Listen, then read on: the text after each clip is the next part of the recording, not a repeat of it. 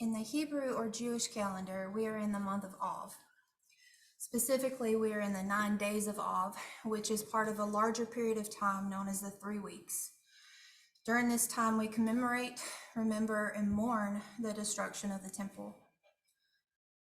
During these 3 weeks, particularly during the 9 days of Av, many Orthodox Jews will abstain from certain pleasures, such as shaving, listening to music, eating meat, and drinking wine. And weddings are typically not held during this time. Tomorrow at sundown will be the 9th of Av.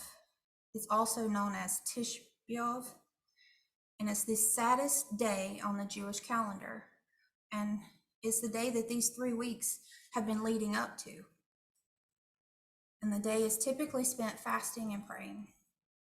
So what is so significant about the 9th day of Av to warrant it as not only being the saddest day, but also have many spend 3 whole weeks leading up to it?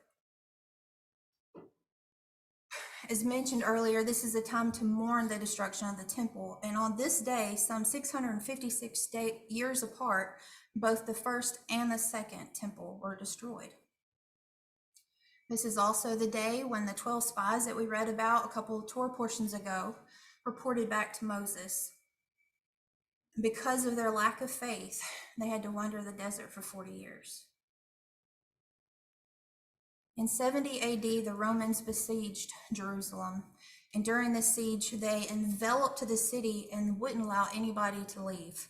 They cut off all the supplies, driving them to starvation. Within 3 weeks, they had broken through the first 2 walls of the city, and the city was ravaged by murder, famine, and cannibalism.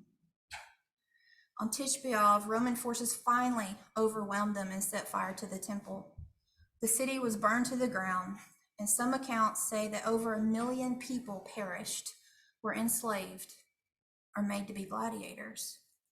The count was so high because the siege began 3 days before Passover, and Passover is one of the 3 pilgrimage festivals, so people were coming from all over to celebrate Passover together. This is also the time when Christians or followers of Yeshua began to distance themselves from their Jewish roots. In the year 135, the city of Betar was defeated, and this loss put an end to the wars against Rome. They wiped out all the remaining Judean villages, hunting down refugees and rebels, and eliminated the last of the resistance within a year. In 1941, on Tish B'Av, the Holocaust began, during which almost 1/3 of the world's Jewish population perished. And on the very next year, on Tish B'Av, the mass deportation of the Jews to Treblinka began. More Jews were murdered at Treblinka than at any other extermination camp apart from Auschwitz.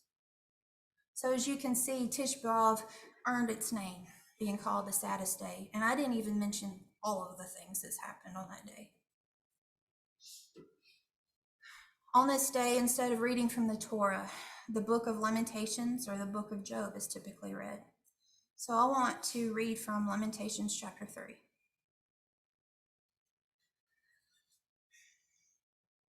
I am the man that hath seen affliction by the rod of his wrath. He hath led me and brought me into darkness, but not into light. Surely against me is he turned. He turneth his hand against me all the day. My flesh and my skin hath he made old. He hath broken my bones. He hath builded against me and compassed me with gall and travail. He hath set me in dark places as they that be dead of old. He hath hedged me about that I cannot get out. He hath made my chain heavy. Also when I cry and shout, he shutteth out my prayer. He hath enclosed my ways with hewn stone and made my paths crooked. He was unto me as a bear lying in wait, and as a lion in secret places. He hath turned aside my ways and pulled me into pieces. He hath made me desolate. He hath bent his bow and set me as a mark for the arrow. He hath caused the arrows of his quiver to enter into my reins. I was a derision to all my people, and their song all the day. He hath filled me with bitterness. He has made me drunken with wormwood. He hath also broken my teeth with gravel stones and covered me with ashes. and thou hast removed my soul far from peace. I forgat prosperity, and I said, my strength and my hope is perished from the Lord. The book of Lamentations is often referred to as the wailing wall of the Bible, as it's filled with tears and heartbreak. It's a symphony of sorrow that expresses humiliation, suffering, and despair. I work at a hospital, and I see a lot of suffering and despair. Mental health, primarily depression, has been on my mind considerably in the last few weeks. The amount of suicide attempts and drug overdoses that I see at the hospital is astounding. And I'm talking all ages, even 12 or 13-year-old children. And the beds on psych floors are kept full. Sometimes there are so many patients waiting for a bed that social workers have to call all over the state looking for a place to get them in. Some patients wait days or weeks before they can find a spot and get the help that they need. And while they wait, many of them have very limited interaction with psychiatrists or counseling of any kind. I'm no stranger to depression or anxiety. I've dealt with it for as long as I can remember. Depression impairs every aspect of your life, socially and occupationally. It's not just feelings of sadness, but it's irritability, difficulty concentrating, loss of interest for things that used to provide pleasure, deep unwarranted guilt, feelings of worthlessness, and for some, suicidal thoughts or actions. So I want to mention some more of the words that we just read in Lamentations. Against me he has turned. He hath broken my bones, set me in dark places. I cannot get out. He hath made my chain heavy, pulled me into pieces, made me desolate. My strength and my hope is perished. And thou hast removed my soul far from peace. The words used in this chapter are some of the most accurate depictions of depression that I've ever read. But now I want us to turn to verse 19, the same chapter. Remembering mine affliction and my misery, the wormwood and the gall, my soul hath them still in remembrance and is humbled in me. This I recall to my mind, therefore have I hope. It is of the Lord's mercies that we are not consumed, because his compassions fail not. They are new every morning. Great is thy faithfulness. The Lord is my portion, saith my soul. Therefore will I hope in him. The Lord is good unto them that wait for him, to the soul that seeketh him. It is good that a man should both hope and quietly wait for the salvation of the Lord. It is good for a man that he bear the yoke in his youth. He sitteth alone and keepeth silence, because he hath borne it unto him. He put his mouth in the dust, if so be there may be hope. He gives his cheek to him that smiteth him. He is filled full of reproach. For the Lord will not cast off forever, but though he cause grief, yet will he have compassion according to the multitude of his mercies. This third chapter that I read in Lamentations is the only bright spot in the entire book of Lamentations. The judgment is severe, but Jeremiah can look past that, and he sees the mercy. He realizes that without God's mercy, they would have been consumed completely and wiped from the face of the earth. But God made a promise to Abraham. He made a promise to Moses, to Joshua, and to David. And he is faithful.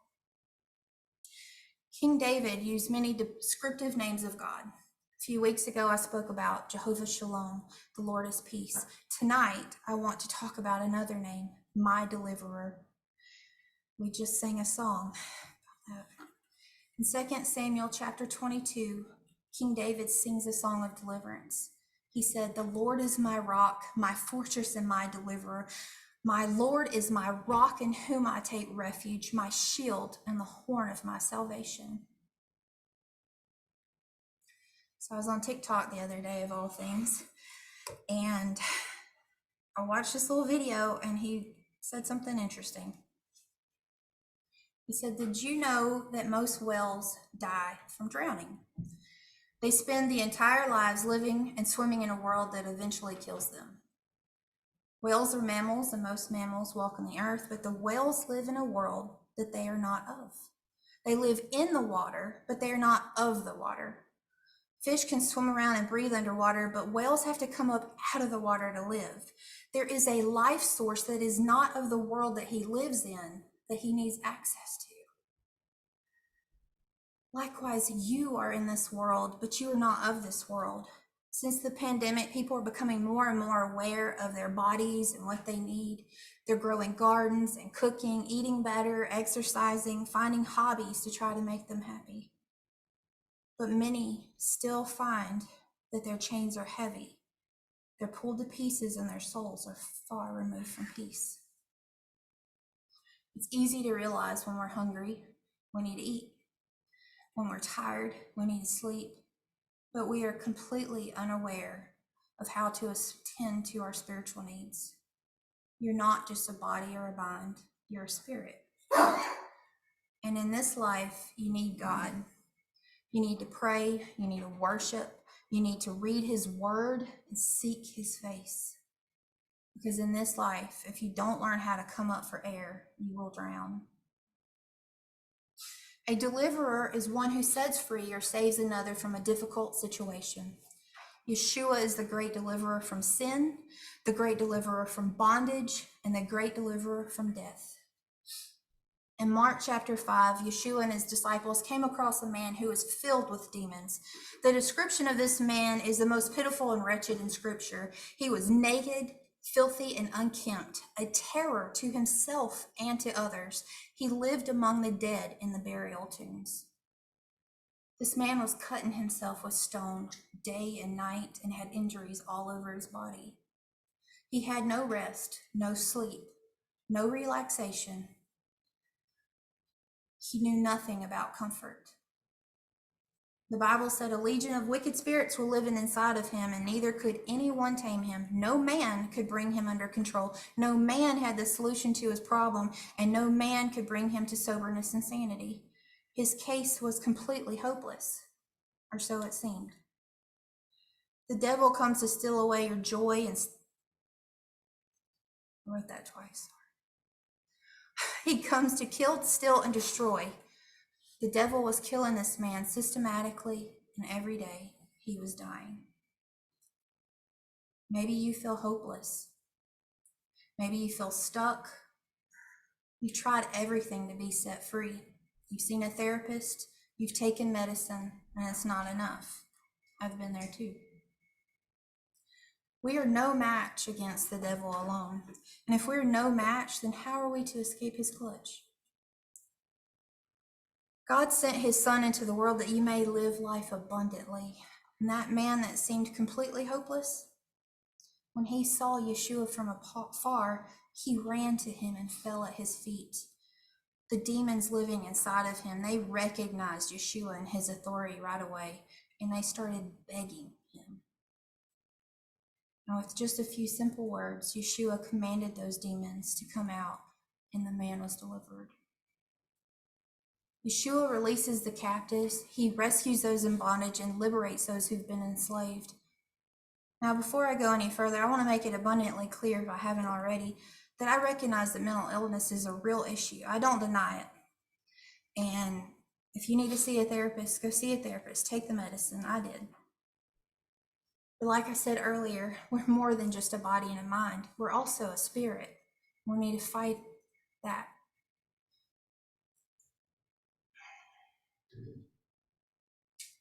In Ephesians chapter 6, finally, my brethren, be strong in the Lord and in the power of his might. Put on the whole armor of God, that you may be able to stand against the wiles of the devil. For we do not wrestle against flesh and blood, but against principalities, against powers, against the rulers of the darkness of this age, against spiritual hosts of wickedness in the heavenly places. Therefore, take up the whole armor of God, that you may be able to withstand in the evil day. Powers and principalities, what are they? Some versions say rulers, authorities, forces. It's referring to those evil, malicious spirits that make war against the people of God. They're from Satan, and they're in the unseen realms, opposing everything and everyone that's of God. I don't think this topic gets discussed very much, but we don't really give it a lot of thought and attention. I think it's one of those we read about, but we don't really think about. But I assure you, even as we sit here right now, there's a spiritual battle going on around all of us. In Daniel chapter 10, then he said to me, "Do not fear, Daniel, for from the first day that you set your heart to understand and to humble yourself before your God, your words were heard, and I have come because of your words. But the prince of the kingdom of Persia withstood me 21 days. Behold, Michael, one of the chief princes, came to help me, for I had been left alone there with the kings of Persia." The prince and kings of Persia mentioned here refer to those unseen powers and principalities. Daniel had been praying, and God sent this messenger to come talk to Daniel, but he was held up because he was fighting one of these battles that I'm talking about.